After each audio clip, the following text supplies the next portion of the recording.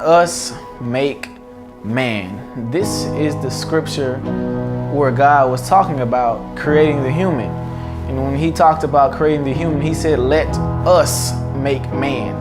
And for me, the us in let us make man entails and implies to me that I should be assisting God with making men. And this is where the X for boys comes into play. This is the new man-making machine in Albany, Georgia. When times get tough, you need to get down. No need to look backward, put your feet on the ground. Stand up, stand up. Welcome to The Fallen State. I am Jesse Lee Peterson. Thank you so much for being with me.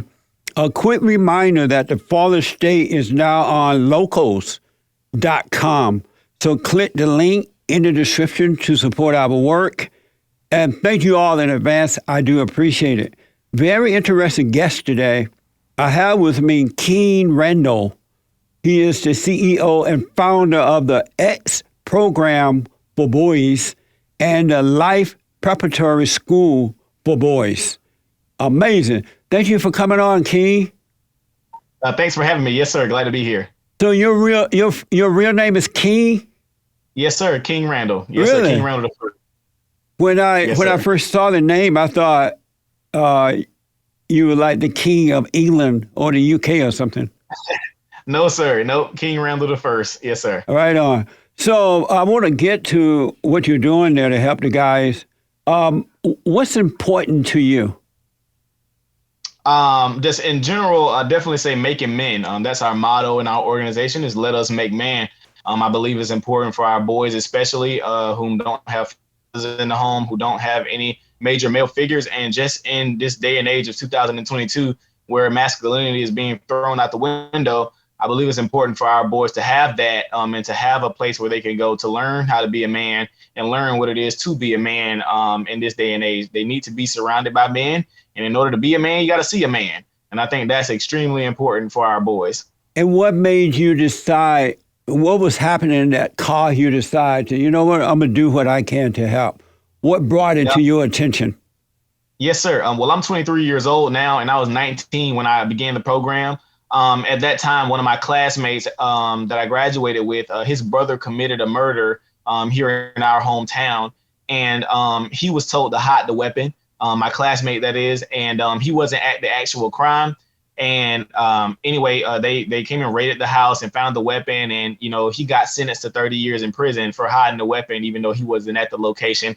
And at that moment, I realized that we didn't have any juvenile rehabilitation programs, you know, for juvenile offenders coming out of jail. And I was like, well, how do we expect our children to change? And they don't have any rehab or any type of programs to really combat that recidivism rate in our hometown. So I decided to start a program with the boys. I started taking them on field trips, teaching them how to change oil on cars, teaching them how to change brakes, doing sheetrock, whatever, anything you can name. You know, we changed toilets, painting, laying bricks. I taught boys how to do all these things for the course of 2 to 3 years. Then I discovered boys that didn't know how to read, and they were in multiple different grades. About 20 to 30 boys couldn't read and write. And I was wondering who was passing them through school. And then that's when I got the idea to start our school, Life Prep. And, you know, we've opened now, but back then it was just all an idea. But that's kind of where the motivation for our school and our after school program came from. Mostly boys, they don't have fathers around? Yeah, over 90% of the boys that I work with are fatherless. Yes, sir. Wow. And what are the age range that you allow in, the age range of the boys? Our after school program are boys ages 11 to 17, and our school right now is only 6th graders. Oh, okay. And they don't have fathers around. How do you deal with their anger when they start to act out and get angry and that kind of stuff? How do you deal with that? Well, with our school is boarding. So we board those students. So a lot of them, they just need to develop habits. And people don't understand that habits are, you know, an extreme part of who you are. Habits build character, and character makes the man. And that's something I believe wholeheartedly. So we have to instill different habits in them, like, waking up in the morning at a certain time of day, making sure they're eating at a certain time, making sure they're exercising, making sure they're, doing their activities or whatever. And most of them are only angry because of the environments they're in. Over 90% of their issues are just their environment. If we remove them from an environment where they have to be angry, they never get angry anymore. And whenever they do decide to get mad, we teach them how to channel that and, produce something, with it versus producing, something negative, produce something positive with that, and just teach them how to keep their bearing. One of our, biggest slogans is keep your bearing. And I think that's something for our boys to always have, even men in general. Most of our issues that we get into is because we won't keep our bearing. We have to, keep, our bearing, because we have to realize where we at, situational awareness, etc. And should I get angry right now? Should I get mad? How is this going to affect my home? How is this going to affect my family, etc.? So this is why I teach them about keeping their bearing, and putting them in situations where they have to keep their bearing. So that way, when they get into life, they'll have these habits that we already built with them, and having these different values that we already have in them. But most of them, they don't really get too much angry around us, because we just, shower them with different things to do. And other men around them, they're quick to get angry with their moms, but they're not going to get angry with other men around. They're willing to listen. And I think that's important also, and just teaching them how to respect their parents, etc. So we don't really deal with too much anger issues, actually. We just are who we are, and we're men. And our staff, we make sure that they are taken care of and they have everything they need and they respect us. So that's kind of how we deal with that. Do they ever talk about their situations at home, how difficult it is with their mothers, and do they ever bring up their fathers? They want to see their fathers, or talk about not having fathers? Well, I mean, not for the most part, not really. They will talk about their issues at home that they do deal with. I've had some of them being starved before, dealing with molestation or what have you. They deal with different things at home, or peer pressure from the kids in the neighborhood, moms who work too much, or having to be forced to be the parent. A lot of them forced to be the father of the home or the man of the house, at a young age, because their parents treat them that way, especially their moms. I say moms create sons-bins all the time, and since your husband not there, you make your son the man of the house and make him the husband, but not sexually, so they have so many sons-bins nowadays, and these boys are having to grow up, ahead of their time. But a lot of them, they don't really talk too much about what's going on at home unless they are, dealing with something at home. Right. Most of them kind of live like normal lives with their moms, but, I'm just grateful to the parents, whom send their children to our program and to our school, because that means that they're wanting something different for their child, and they know that they can't best do it by themselves. They need a village to help do so. Do the parents have to pay for the school, or do you fundraise for that? We fundraise for it. Our boarding school and after school program is completely free. We don't receive any government funding, no grants, anything. We just simply raise money, and we're able to take care of the program that way. That's how we're able to do it. So we're just grateful for the people that are able to help us fundraise. It gets a little tough sometimes. Sometimes we do okay. But for the most part, we're able to take care of our students, get their uniforms, get their haircuts, feed them three meals a day, pay the light bill, pay the mortgage, and make it happen, for our students, with people just simply giving to our program. We don't want to have any government funding, because then we have to scratch where we don't itch, and we have to dance to music we don't like. So we want to make sure that we take care of our program and do what we want to do with our boys. And do they have to do work around there to show the appreciation, since they're getting everything free? Do they have to earn it in some kind of way on campus there? Oh yeah, absolutely. We have plenty of work for them to do. They cut their grass, they clean up the school. Our requirements are, all A's, so we make sure that they're, getting their studies at school. But they do different things, such as, they do firearms training, and we, take them different places, and we allow them to be kids also. Right. While they're here, even though we're instilling, a lot of values in them, we still allow them to be boys and let them fight and all that stuff like that. They're boys. That's what they do, especially when they're bored and they're becoming brothers. Yeah. So, we deal with their little normal 11, 12-year-old issues, and, we keep it moving. But for the most part, they do have things they have to do to, show appreciation, and their parents do a lot, for the program, buying water and things like that. So, nice. We just have a big collective, like, family now, I would say, for our school. How long is the program? How long is the program before they graduate? So the children that are in the actual school, they're starting in 6th grade this year. Next year, this group will move to 7th grade. Once they move to 7th grade, we'll take in new 6th graders. So they have to start in 6th grade with us. Oh, okay. And then that following year, they'll go to 8th grade, and we'll take those 6th graders, move them to 7th grade, and we'll take in new 6th graders all the way up until they go to high school. And that's how we'll fill up the school as the years go by. We just want to make sure that, completely have, our values, because I could take 11th and 12th graders, 10th graders, but some of their minds are so far gone already. It's easier to get those younger children who are sponges, who are still trying to figure themselves out, who are still trying to figure out who they are. We want to make sure we're taking their brain that's like a sponge already and injecting it with everything they need to know about, being a man and being positive, giving back to your community, being a team leader, and just making sure they're working with each other. That's big for us, but they have to start in 6th grade with us. Now, the after school program is open to all boys at ages 11, 17 until they graduate high school. Oh, okay. And are you one of the teachers there? You teach? No, I actually don't teach. I'm just the chief instructor. I only teach the automotive repair, construction. I have guys come in and teach welding. I have firearms instructors for firearms. I have martial arts teachers for martial arts. I have swimming instructors for swimming. Oh, nice. I have other teachers. Yeah, I have teachers for teaching because that's not my strong suit. However, I do, drill language arts and reading and spelling with them because I am really good at that. So I make sure they are on their reading, their writing, and their spelling. That's extremely important. Literacy is important to me. So we do our book club during the week, with the boys, teaching them how to read, teaching them different vocabulary words, making them use these vocabulary words. I was just making sure we're expanding their knowledge and things like that. But no, I have a full staff. I'm not even a headmaster. Our headmistress, she's graduated from University of Georgia, and she has a master's in education from there. So she's our headmistress, and we have other female staff also, as well as male staff, because they do need a balance. So we want to surround them with the type of women we think they should marry, and we want to surround them with the type of men that we feel like they should want to be. So that's something that's important to us. What is a headmistress? The headmistress is like the principal of the school, so she's like the principal for a private school. Mm-hmm. Oh, I see. Why didn't you get a man to be the principal? Well, I think she's extremely qualified for the job that she's doing. However, I'm the chief instructor, so you could say like I'm the assistant principal per se or whatever. But of course, I'm still the founder and owner, so I still call all the shots for the most part.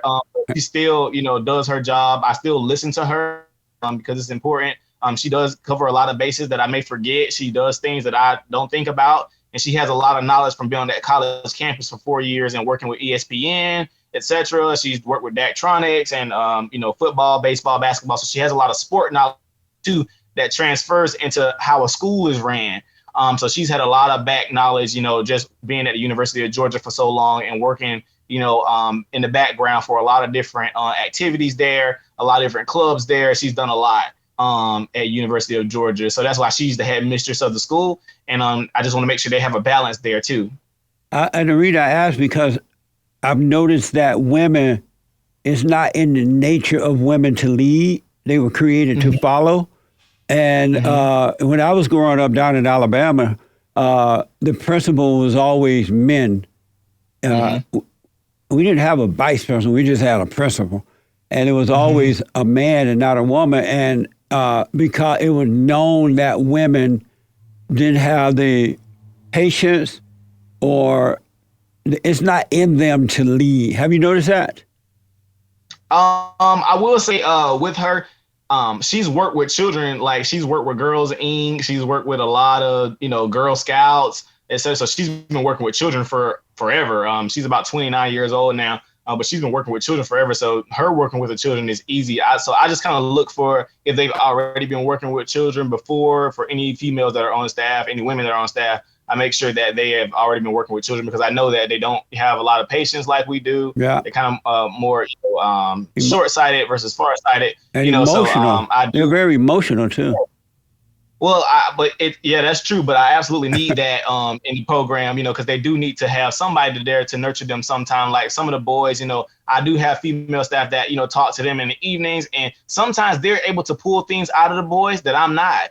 Sometimes they'll talk to them about certain things that they won't talk to me about. They'll come back and report to me, what's happened or what did he say or what was going on with him, because they're able to be a little bit more nurturing with them and talk to them. They're doing their job being nurturers, and us being the providers and protectors. That's what we do. So it's literally like a family here. I just make sure they have, women around that they're able to be around and have somebody to nurture them. And we're also the disciplinarians. That's where we come in and come with our deep voice and telling you what to do and stuff like that. So I just make sure it's a balance there. And so by the time they reach sixth grade, how old is the sixth grade? 11 years old, 11. 12. By the time they reach sixth grade, haven't they had too much mama nurturing already? That's what made them weak. Well, you definitely notice a lot of it, but a lot of 11-year-olds are very impressionable. A lot of them have made significant changes just in the 3 months that we've been open because they're surrounded by men. Even many of the boys whom were overweight, they've lost so much weight now. If you look at some of the pictures from when they first started school versus where they are now, it's only been 3 months and they've lost significant amounts of weight, and they're standing up straight. They're projecting their voices. They're giving the proper greeting of the day. These are all these things that we're just instilling on them. They're just habits. We're just building habits with them that they're giving. And so when they're going back home and their moms are sending these messages about how much they've changed and how much they're listening now and not talking back, etc. And sometimes I tell the moms, being honest with them, I said, well, Mama, if you look at how he's acting just like you. He's doing the same mannerism that you're doing. And they're just like, wow, I didn't even notice that. I'm like, yeah, he's doing the exact same things that you're doing. But I'm grateful to them again for just even wanting different for their sons to be able to send them to a school like ours. That's what I've found out realized is that a lot of mothers don't realize that they have recreated their sons and daughters in their image by being impatient with them, making them angry, imposing on them like that. And when the kids act like them, they don't see that, wow, this child is acting like me. Because if they saw it, then they could cut it out, stop doing that, and the kids would get better sooner rather than later. Right. Absolutely. That is 100%. Yes, sir. You have gotten a lot of attention from media and politicians and things. Are you surprised by that? No, not at all. Of course, it's sometimes people, question our program because it does seem too good to be true sometimes. Right. But, we're actually active and we're actually here and our students are walking around right now as I speak, people have, looked at our program and it's not being done a whole lot of places. So, at first it was kind of overwhelming at first because, when things go viral and it just kind of hits you all at one time. Right. But no, I wasn't necessarily surprised by the attention because I knew one day somebody was going to see what we were doing because it was different and people were going to love what we were doing. So, yeah, people have reached out, celebrities included, politicians or whatever have all reached out in support of the program. Yes, are they helping you financially as well? Yeah, a few of them are. A few of them are just helping by sharing it. A lot of them, have huge amounts of following. Right. So some of them just sharing is them helping, our cause, even if they don't donate financially. Everybody that shares, everybody that hits the like button, everybody that shoots a comment, even if they're able to give $1 or 50 cents, everybody's helping in their own way, regardless if they're able to give financially or not. So I'm just appreciative of all of our, supporters, just in general. Let me ask, do you accept just black boys or all races? No, all races are welcome. You will see an overwhelming amount of black boys because we live in a 77% black city. And I only take whoever signs up. Now, our after school program, we have white children and Mexican children that have come to the after school program, but our boarding school, you only see black children because that's all who signed up for school. So that's all we got. But whoever signs up, we take everybody. We're not legally allowed, even if we wanted to take only black children. We have to take all children at our school. Right on. And what motivated you? How old are you? I'm 23 now. And how old were you when you started the program? 19? 19. Yes, sir. So where do you get your motivation from? Why are you so motivated? Have you always been that way? First of all, did you grow up like that? Yeah, I was raised in a full family. I had a mom, my former stepdad and my current stepdad helped raise me along with my grandfather, my uncles, etc., and my grandmama. And, my grandmother's a pastor, my mom's a pastor, my grandfather's a pastor. So we had a lot of that Christianity and upbringing. I played the drums my whole life in church. So I've been at church every single Sunday, for my whole life up until I turned about 18 when I went to the Marine Corps. So I've had a whole lot of, church experience and just being reared and raised by men, who are masculine, whom, are able to teach me right and wrong. So sometimes a lot of people are asking, how are you so young and know this and that, or why do you act a certain way? Well, back in the day, a lot of these things weren't, it wasn't a surprise because a lot of young guys back then were doing their thing. Dr. King got his doctorate degree at like 24, 25. None of this stuff was, it wasn't new then, but now it's new because it's like all boys are doing something crazy, or people are expecting me to be out partying and drinking and whatever on somebody's college campus and then trying to get my life right later. I'm like, no, I want to work now so I can play later. Let's work now and put things together for our communities now. So maybe when I turn 40 or 50, then I can sit on a yacht somewhere, eat some chicken wings and do whatever I want. But as of right now, I want to make sure that I'm working, but while I have the energy, while my back is not hurting, while my knees not hurting, I want to make sure I have, do all that work now so I can prepare for later when my back decides it doesn't want to act right and I can just sit down for a day. But I was definitely raised like this. I credit all of my family, for how I was raised. And, did you go to college?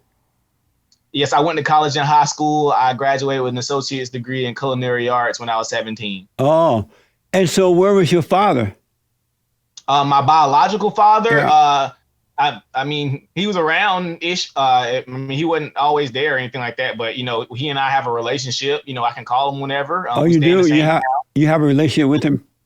Yes, we stay in the same town. I do raise all of my younger brothers and sisters on his side. I'm my mom's only child. I was a miracle baby. My mom's not supposed to be able to have children, but my dad has about 6 or 7, and I kind of raised all of them. My younger brother, he's about 17 years old. He's like the chief guy of like what I want all the boys to be. He's about 6'1" now. But, so he's my big little brother, but, I take care of him and, he'll credit me for how he's been raised. And I took care of him, my younger sister, my other younger brothers or whatever. I take care of them. But my father and I have a relationship. I can call him. I can go see him. He's been to our school. He's my birthday and stuff. So it's not like we have a bad relationship. It's just I don't fault him for not having been raised how I was. My dad was a foster child. He was stolen from his parents and stuff, and he only grew up in foster homes. So I can't fault him for not knowing how to be a father when he was never taught or shown. Right on. So that's who he is. I've accepted who he is. Don't get mad at him. So that's just him. So nice. How do you feel about women being preachers? I don't have an issue with it because my grandmother was preaching my whole life. So she's always been this fireball preacher, and people have always loved her preaching. My mom included, my grandfather included. So I don't have an issue with that at all. That's just what I grew up seeing. My grandmother's always been, even to this day, she has this prayer line she does, and her and she has people come on the prayer line and she prays for them. They have Bible study, and she's been doing this for years. So even my students know, my grandmother is the person they asked to go pray for them, and but when I bought the school, she came to pray over the school and all that stuff. Like that's what she does. That's how I was raised. Oh, what made women want to be preachers? Because God don't call women to be preachers and pastors and things like that. What do you think made women want to be preachers? Because God would never put a woman over men, right? God in Christ. You believe it? You're a Christian, right? Yes. Mm-hmm. Do you believe in that order of God in Christ, Christ in man, man over woman, and woman over children? Yeah, absolutely. That's like the umbrella thing. Yep. Yeah. And so what made women be preachers since God is not encouraging them to do it? How do they come up with they want to be a preacher? I couldn't tell you. I had to ask my grandma or something. I never, asked the question. So I probably have to ask her, ask my mom. Have you ever wondered that at all? How come y'all, the women, my mama, my grandmama, and Sister Rose down the road are all preachers? How did that happen? You ever questioned that?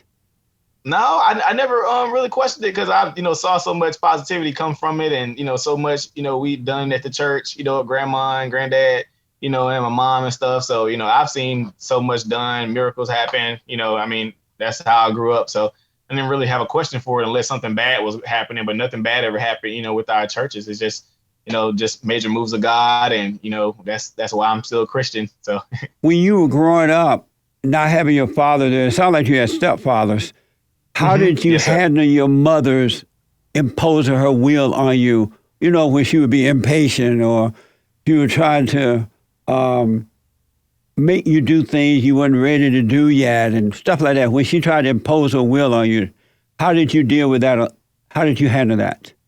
Well, my grandmother raised my mom pretty swell. So my mom, is a great mom, and I never really had to deal with like her overpowering like my stepdad and raising me and stuff like that. Like she would always go to him for what to do with me. Like the most she would say is, I'm disappointed in you or something like that, or go wash the dishes and stuff like that. But as far as like, major things, it was always my former stepdad, who would was doing the rearing, of course, my mom, I'm disappointed in you. You shouldn't do that. I'm gonna tell your dad on you, and stuff like that. But it was never any of that. Now, my grandmother was a little bit, like that because she was my grandmother's like super Bible. So like, I don't care what it was. Like, if my grandmother says, yeah, so my grandma's like, if she says it's the devil, you can't do it. If you like, she wouldn't let us watch certain movies and all that stuff, So that was grandma. But my mom never like imposed her will or anything like that. It was always, talking to me, softly and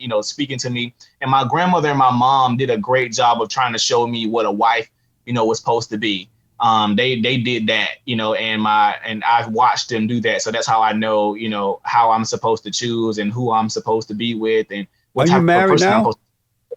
No, I was married. I was previously married. Yes, sir. Really? Yes, sir. You have kids? Yes, sir. I had both of my children in marriage. I had two of them, King William and King Randall II. Really?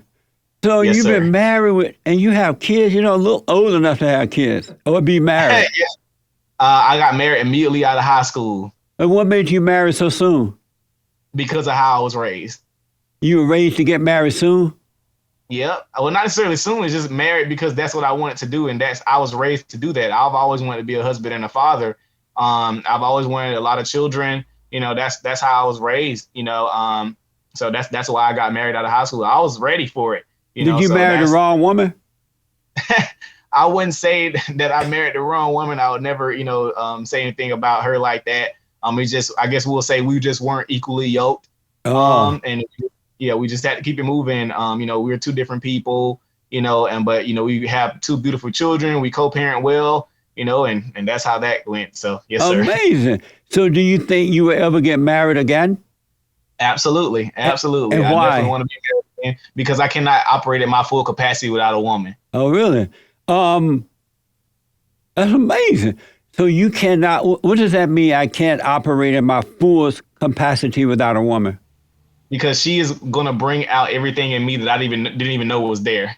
Like all the hell? That too. She's gonna make sure I'm angry when I need to be. She's gonna make sure I'm for sure. in the background that I don't have it like for example, like people I may be talking to or dealing with. Wives are, in the background kind of paying attention and come back home, baby, I don't think that person is good for you to be talking to, or we're looking at back end things or whatever, just giving me the energy I need or giving me the motivation I may need when I feel like giving up or whatever, or even just helping with certain things that I may not see that needs to be done, with my business dealings or whatever. They're always there for that, even with child rearing, etc. They're there to help with all of that. I can't have children and operate as a father without a mom. So I think all of that, is it's a balance there. That's why, God made both of us to complement each other, and he didn't make Adam by himself. He made Adam and he made Eve for them to complement each other. So I definitely don't think I'm able to operate at full capacity unless I have her there in my corner to back me up. Amazing. So do you have anger? Oh, of course. Everybody got anger. Do you believe human beings should be angry, or should we overcome it? I think there's a time and a place for anger. I mean, Jesus got angry before. I think there's a time and place, to be angry. But what do you do with that anger is what's important. Because usually anger brings about negativity. But if I get angry enough for something positive, I'll go and make it happen. Just as I got angry with our local school system for how they were doing our students, I decided to do something else. I channeled that anger into positivity. I turned it into something that I could do well for our students. And I did it because I was angry and riled up about the situation, not to go and do anything negative, but do anything positive, but do something positive. So overcome the negativity of anger and bring out the positivity in it, because there is, there can be some positivity in that fire that comes in you when you're angry. It's just what you decide to do with it. Why do you think Jesus had anger? He got angry. I can't even remember when he got angry. But I say he got angry. I think either, it wasn't when the devil was tempting him, if I'm not mistaken. It wasn't then. He got angry when he was at the temple. When those people came and he was throwing the tables around and all that stuff, because he had left and he came back and he was angry with the people in there. I think I think that was the time he got angry. But it was a righteous anger. Like he didn't. That wasn't a sin for him to be angry. He was just angry, but he had a right to be. But again, it's all in what you do with your anger. So, since we all know that anger is of the devil and love, real love, is of God, right? Yes. Do you serve the devil and God? Because if you have anger, you're serving the devil. And when you and that's why God said that we must be born again of the heart. Salvation is of the heart. And what he does is he take away the anger by once you realize you're wrong for being angry, because anger is hatred. Hatred is judging. And when you judge, you're playing God, right? And before you enter into the kingdom of heaven, he will take the spirit of the anger away from you, because that is the nature of the devil. What do you think about that? I think, looking at everybody's different, I guess, looks of anger, I'll say, like, because I'm not a person to get mad or angry. Most people know me. I'm just always happy no matter what happens. Right. I'm always, chilling and happy or whatever about whatever happens. But I think I'll say when you get majorly frustrated with something, because I think frustration and anger is different too. And I can agree with that assessment of anger, because I'm like, yeah, you're right. Like when there's anger present, there is hatred. Like you want to kill somebody when you're angry. So I can understand that. So I'll change my way of saying it into saying frustrated, not angry, because I get frustrated often. I get frustrated and I'm just like how can I fix this or do something different? So I'll definitely say frustrated, because absolutely when you are angry, you are willing to do stuff you don't have no business. You probably will do it. Jesus had discernment. He was of love. He came that he might free us from the darkness of anger, which is hatred. And so when he turned the table over at the temple there, he had discernment, because with discernment, you can see injustice and deal with it, right? But if you get angry at it, it controls you. And and people who have anger, they feel good and they feel bad. They feel good up and down emotionally, and they are controlled by that. If someone know that you have anger, they can make you feel good, or they can make you feel bad. And that's how they control you. But if you don't have anger, you cannot be controlled. All right. Have you noticed that?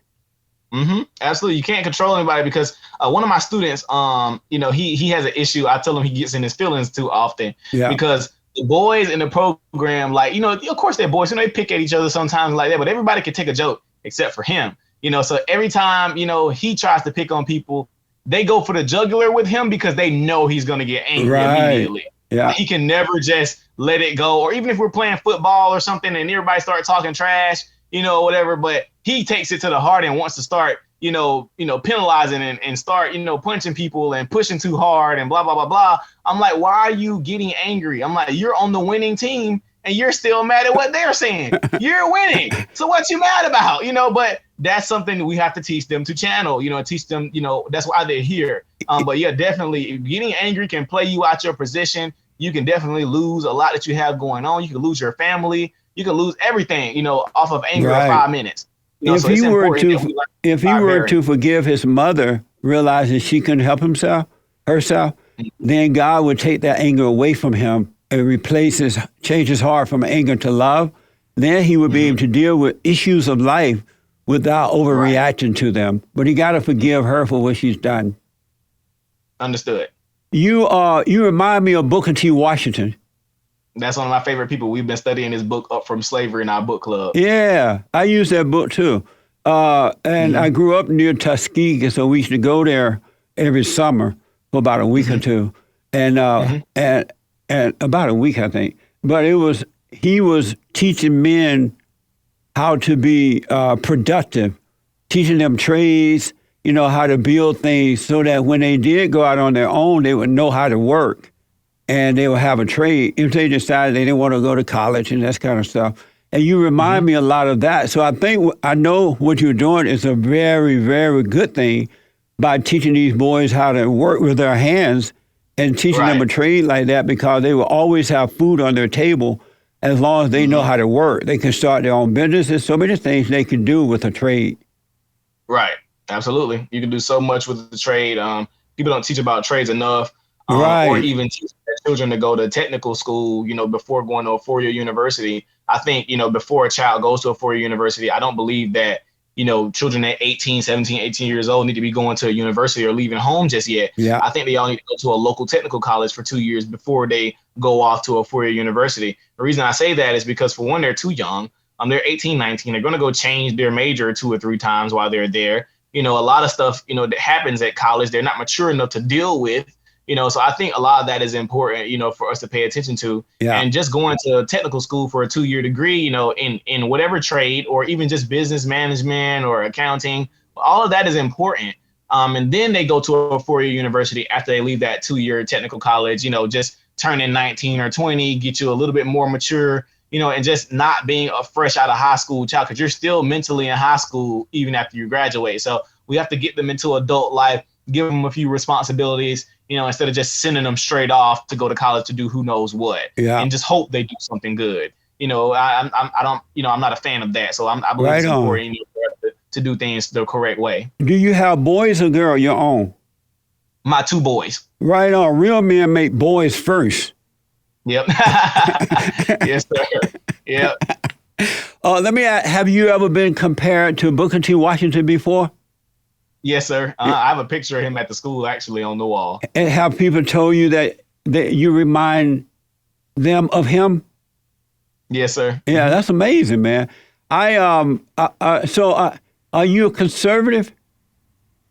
I guess you could say mostly conservative, yes, sir. Because I'm super traditional, I try not to do the labels and stuff, but I'm super traditional. I do everything, straight like granddaddy taught you how to do. And obviously your granddaddy was conservative, but of course, in this new day and age, they're going to tell you something in the opposite. But I'm just all about our core values, our family values, putting God first, and making sure our country, is up to par and what we need it to be.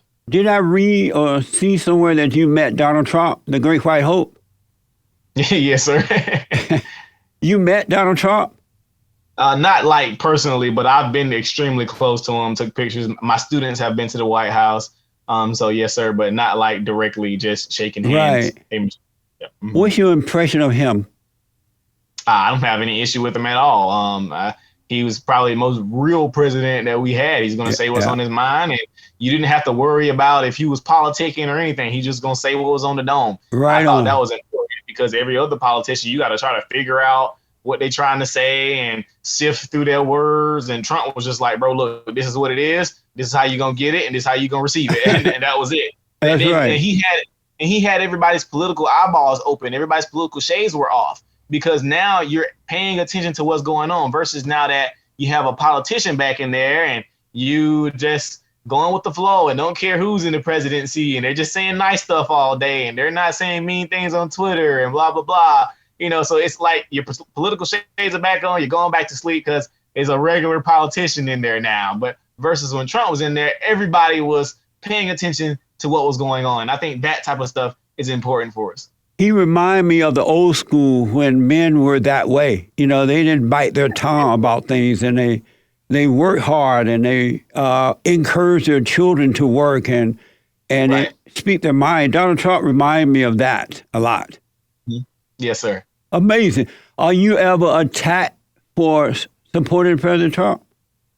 Yeah, we definitely got attacked for visiting the White House in my hometown. It was about 2 years ago.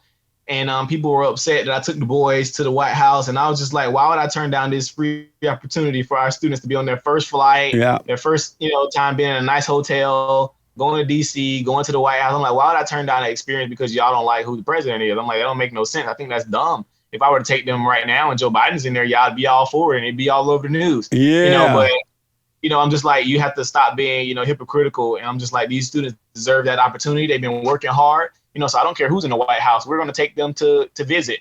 And, but yeah, we've had, spats of people online because, conservative people have invited us to different outlets and different events or whatever like that. But I told them, we're all about dual opportunity with our communities. I'm just like, whoever decides to invite us somewhere, that's cool. I teach my students to look at both sides of the political aisle. If there's a Democrat in office that you could get something for your community from, go make sure you go talk to that Democratic operative. If you got something in the of conservatives in office and you want to get something from the Republicans, you go talk to that operative. You go get something from them. But you want to make sure you have somebody in there that's best serving your community. I don't care what side of political aisle they're on. It's about what they're doing for your community, not who, if they got a donkey or an elephant beside their name. That's true, man. Do you believe our battle is a spiritual battle or physical battle? Do you believe in racism? Yeah, it's all spiritual. Yeah. That's what I think is important. Yeah, sure, racism exists, but it doesn't exist on the front where we believe it to be today, where everybody has their racism shades on all day and everything that every white person does is racist and blah, blah, blah, blah, or we don't think that we're capable of being racist toward white people or any other race. I'm like, all these things, we have to take into account, but that's not our biggest issue. And I don't think that's even the top 15 of our issues. Our cultures are our issues right now that we need to change, especially in our community, and what our boys are listening to, what they're being surrounded by. All these cultures need to change. That's what needs to change, because nobody white is making us go out here and kill people. Nobody white is out here making us, do this crazy stuff or, get our communities into turmoil. Nobody white is doing that. But of course, they'll tell you that that's a microcosm of white supremacy. And because we were in slavery and it translated into poverty and the poverty turned us into criminals and blah, blah, blah. I grew up in those same neighborhoods and I didn't go do that stuff. Again, it's important. Nobody's tried to stop us from opening our school but black people. So again, it's these are the things we deal with. But that's not in one of our top 15 of issues that I believe right now. It's interesting. While growing up in Alabama, and I grew up during the Jim Crow, so-called Jim Crow era down in Alabama there on a plantation. And I never heard the word racism before. It was a battle between good and evil. And there are evil people and there are good people. There's those who have been born of God and they're good people, right? And there are evil people. So it doesn't matter about the color, that it was a spiritual battle. But when I moved out here to LA, I started hearing the so-called civil rights leaders saying, oh, it's racism.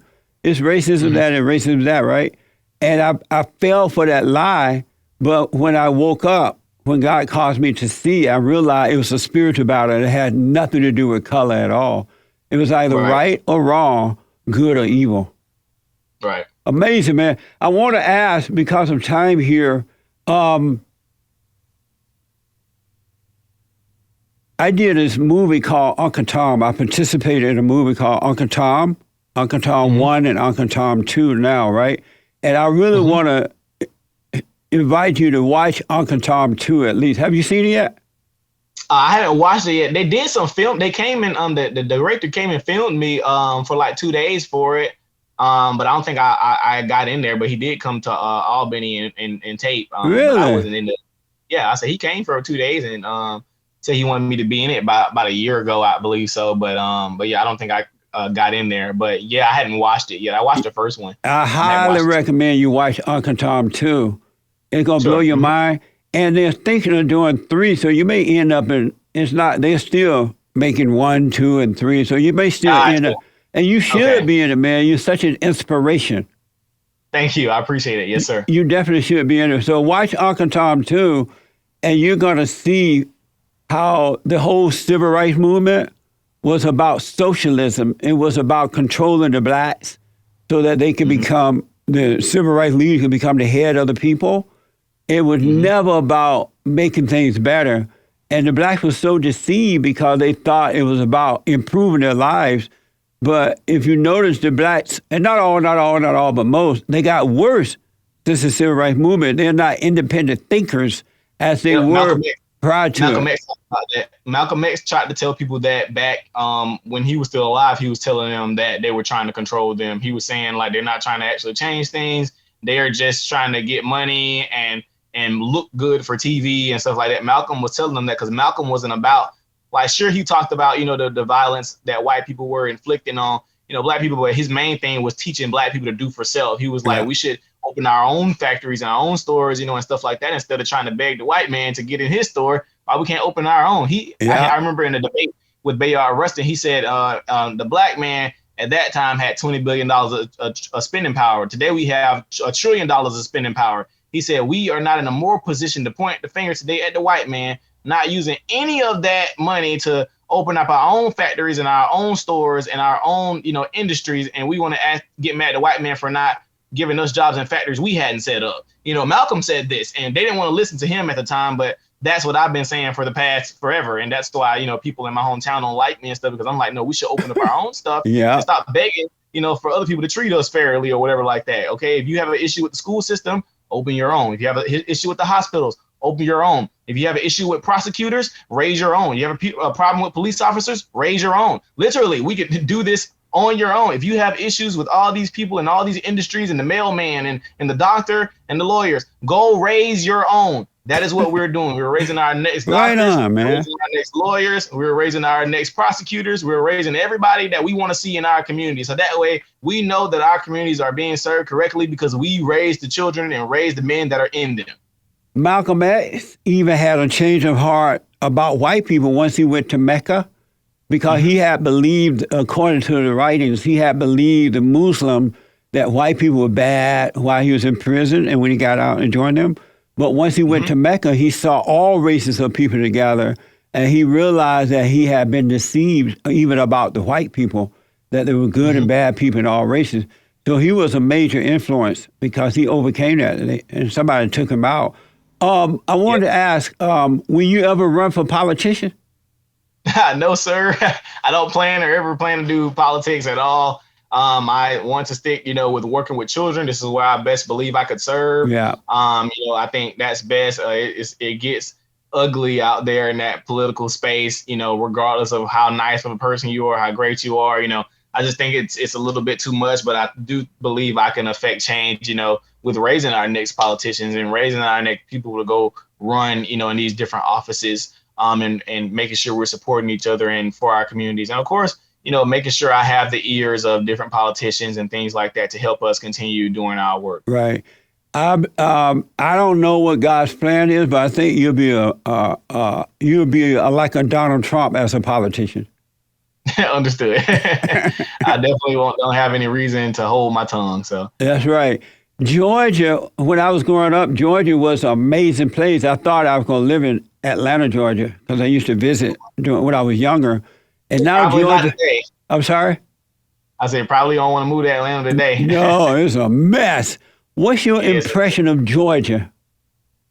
I love South Georgia. Georgia's a nice place in general. Just got those special big cities like Atlanta and all the stuff that they're doing up there. But other than that, rural Georgia, South Georgia, peanut, watermelon Georgia, that's us, man. I'm super country, killing possums and killing squirrels and deer and all that good old stuff, and just living out in the country and sitting on your back porch eating some sugar cane. That's the type of Georgia I love. I love that, man. So yeah, that's our Georgia. Other than that, like Atlanta and stuff, that's up in the city. But for us in the rural areas and the country areas, that's how we live.